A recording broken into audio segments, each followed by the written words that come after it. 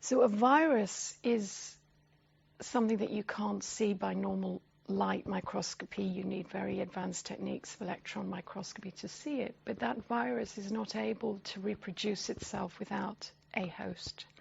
And us as human beings are made up of lots of different cell types. And we are interested in understanding at the molecular level how that virus infects the liver. And why does this infect the liver and it doesn't infect the heart or it doesn't infect other tissues?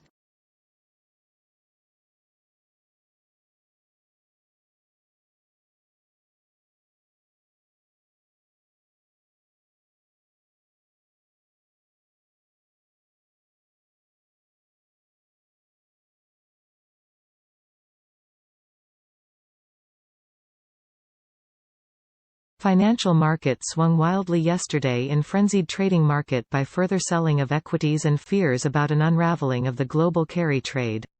At the same time, trading in the European credit markets in London was exceptionally heavy as traders frantically reassessed their appetite for risk, prompting wild swings in the prices of the key derivatives. It was the third day of frenetic activity in the European credit markets, suggesting that equity market swings were prompting a wider repositioning of investors in a host of asset classes.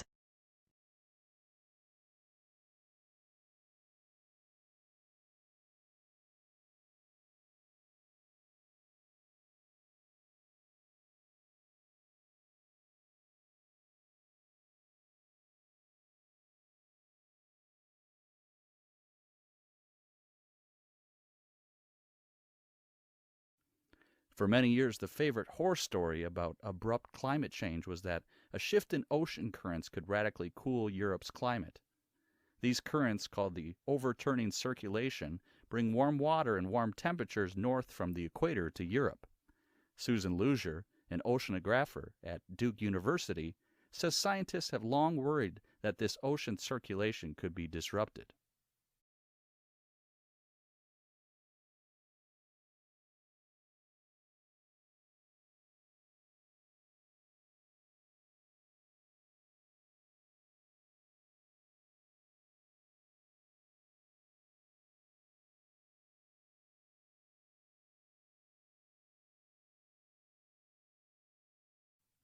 Along the way, we have built unashamedly beautiful buildings, two of which have won and been runner-up in the prestigious United Nations World Habitat Award, the first time an Australian building has received that international honor.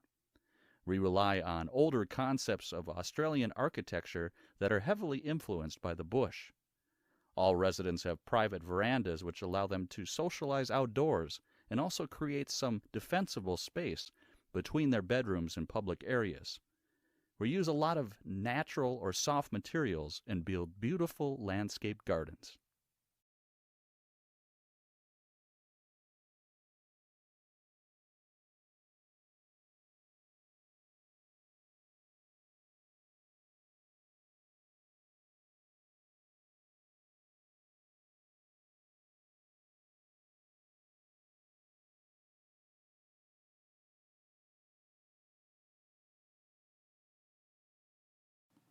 In animals, a movement is coordinated by a cluster of neurons in the spinal cord called the contract patterns generator, CPG. This process produces signals that drive muscles to contract rhythmically in ways that produce running or walking, depending on the pattern of pulses. A simple signal from the brain instructs the CPG to switch between modes, such as going from standstill to walking.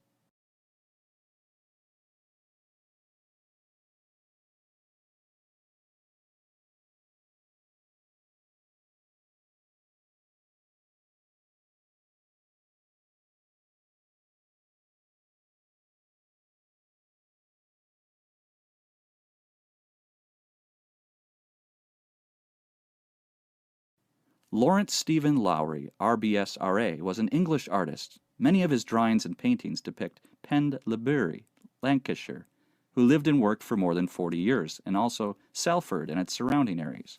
Lowry is famous for painting scenes of life in the industrial district of northwest England in the mid-20th century. he developed a distinctive style of painting and is best known for his urban landscapes, people with human figures often referred to as matchstick man. He painted mysterious, unpopulated landscapes, brooding portraits, and the unpublished marionette works, which were only found after his death.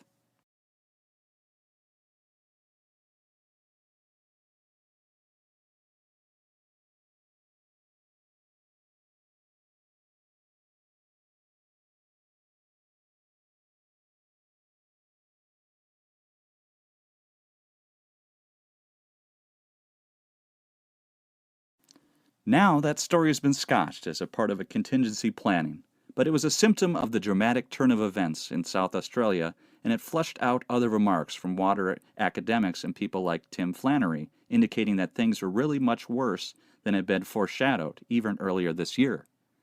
So is Adelaide, let alone some whole regions of South Australia, in serious bother?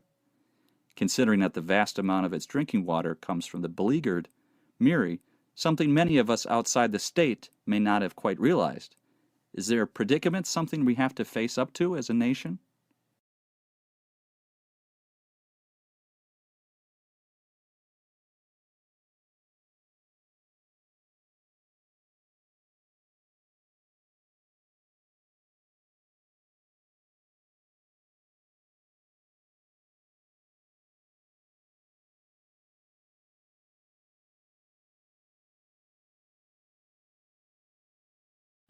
The ocean has been getting bluer, according to a study published in the journal Nature.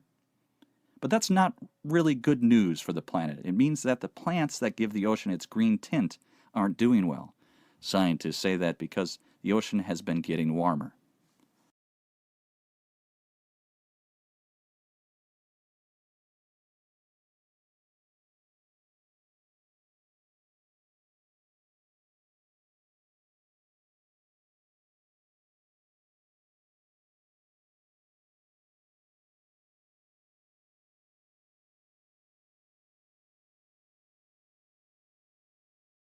For all his fame and celebration, William Shakespeare remains a mysterious figure with regards to personal history.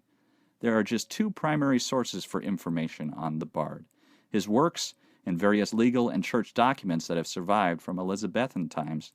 Naturally, there are many gaps in this body of information, which tells us little about Shakespeare the man.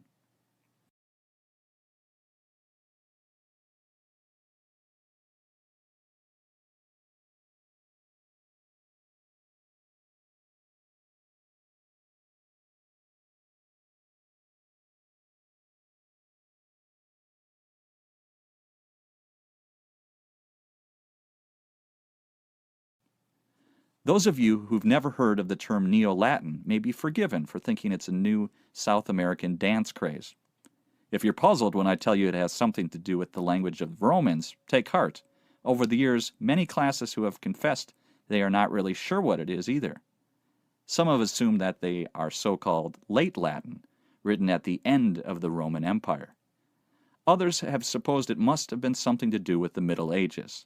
Or perhaps it's that pseudo-Latin, which my 5- and 7-year-old boys seem to have gleaned from the Harry Potter books, useful for spells and curses that they zip one another with makeshift paper ash ones. No, in fact, Neo-Latin is more or less the same as the Latin that was written in the ancient world, classic Latin. So what's so new about it?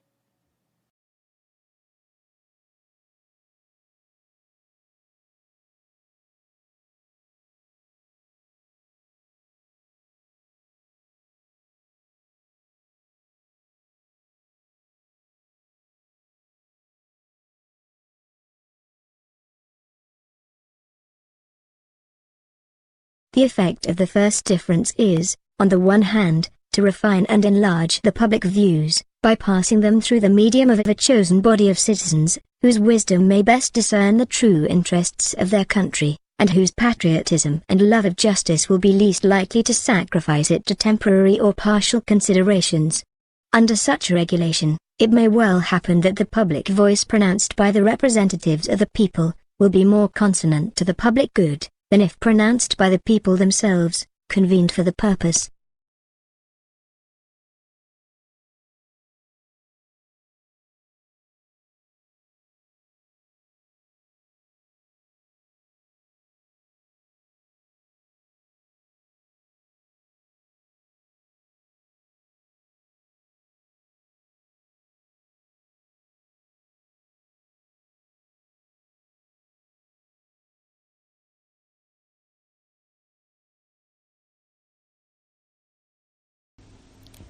That brings us to the CEO's second duty, building everyone, or more accurately, building the senior team.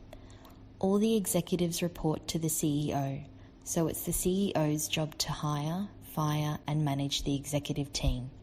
From coaching CEOs, I actually think this is the most important skill of all, because when a CEO hires an excellent senior team, that team can keep the company running. When a CEO hires a poor senior team, the CEO is up spending all of their time trying to do with the team and not nearly enough time trying to do with other elements of their job.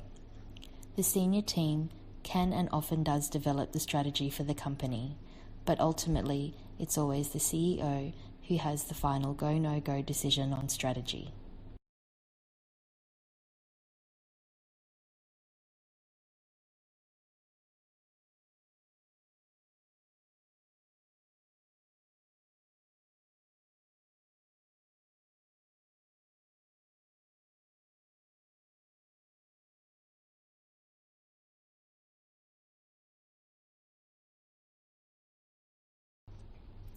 A majority of US high school students say they get bored in class every day, and more than 1 out of 5 has considered dropping out, according to a survey released on Wednesday.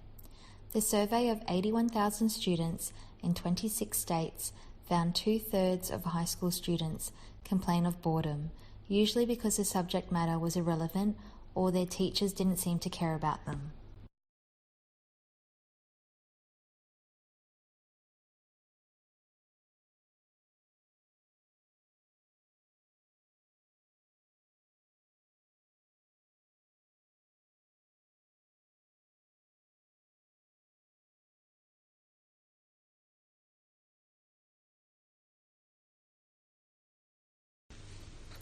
Many different types of barcode scanning machines exist, but they all work on the same fundamental principles.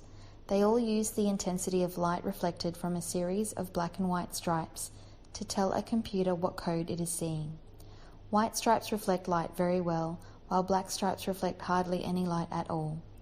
The barcode scanner shines light sequentially across a barcode, simultaneously detecting and recording the pattern of reflected and non-reflected light. The scanner then translates this pattern into an electrical signal that the computer can understand. All scanners must include computer software to interpret the barcode once it's been entered. This simple principle has transformed the way we are able to manipulate data and the way in which many businesses handle record keeping.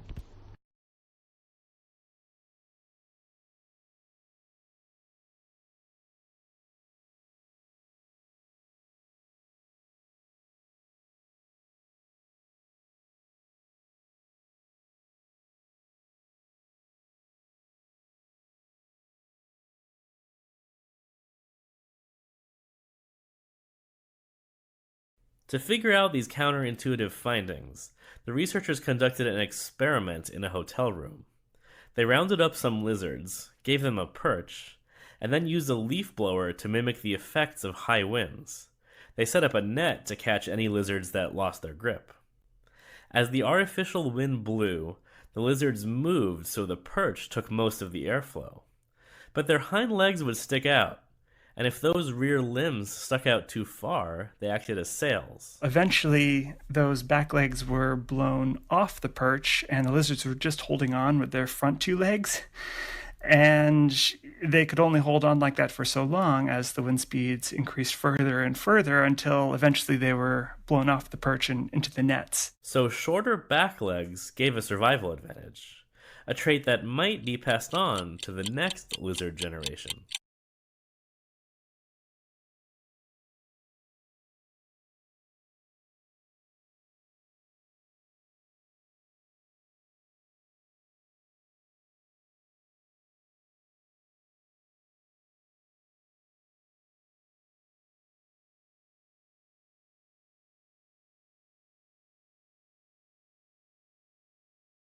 Crows, she says, are what's known as partial migrants. Every year, some members of the population migrate between breeding grounds and their overwintering grounds, like parking lots. But others just stay put. So Townsend and her colleagues wanted to know if that urge to migrate was something individual crows can turn on and off. To find out, they captured 18 crows from overwintering spots in California and New York. They fitted the birds with little backpack satellite tags and tracked them for several years. Overall, 3/4 of the birds migrated, an average of 300 miles. And more importantly, if they migrated once, they did it every year, suggesting traveling is not a habit they switch on and off.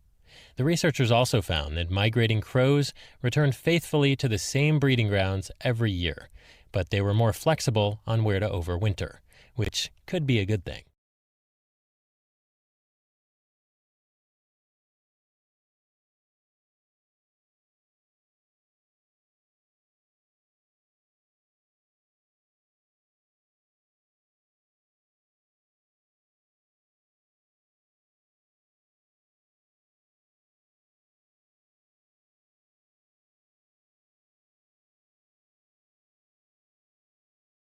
Brooke and her colleague Mark Newman studied who swapped messages with whom on a popular online dating platform in the month of January 2014.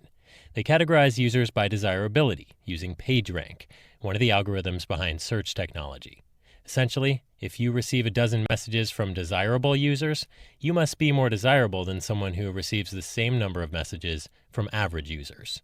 And then they asked, how far out of their league do online daters tend to go when pursuing a partner? I think people are optimistic realists. In other words, they found that both men and women tended to pursue mates just 25% more desirable than themselves. So they're being optimistic, but they're also taking into account their own relative position within this overall desirability hierarchy. And the study did have a few more lessons for people on the market. I think one of the take-home messages from the study is women could probably afford to be more aspirational in their mate pursuit.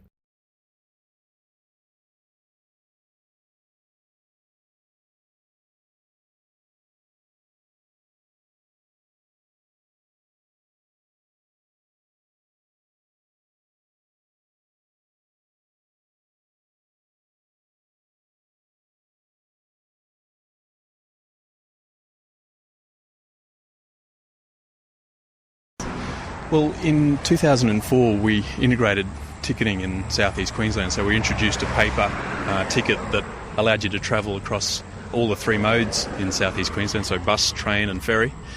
And the second stage of integrated ticketing is the introduction of a smart card. And the smart card will enable people to store value, so to put value on the card and then to use the card for travelling around the system.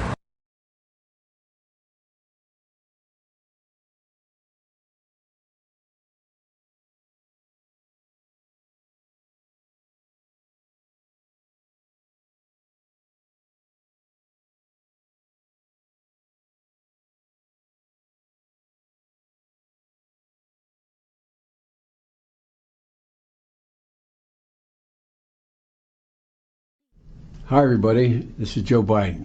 I delivered a report to President Obama laying out how far we've come since he put me in charge of the cancer moonshot. That was back in January. And to lay out a real vision for where we need to go in the immediate future, to do in 5 years what otherwise would take 10, to inject a real sense of urgency into the fight against cancer, and to change the culture and reimagine our system in order to be able to win. You know, when President Nixon declared a war on cancer in 1971, he had no army, he had no resources, and no clear strategy. But after 45 years of progress, funding research, training scientists and physicians, and treating millions of patients, we now have an army. And we have tools, powerful tools. And with the moonshot, we now have a clear strategy for the road ahead. It matters, folks, because there's a consensus now that we're at an inflection point with science, medicine, technology, all advancing faster than ever and offering real promise. But we can't play by the rules of 1971 when we didn't have this working for us.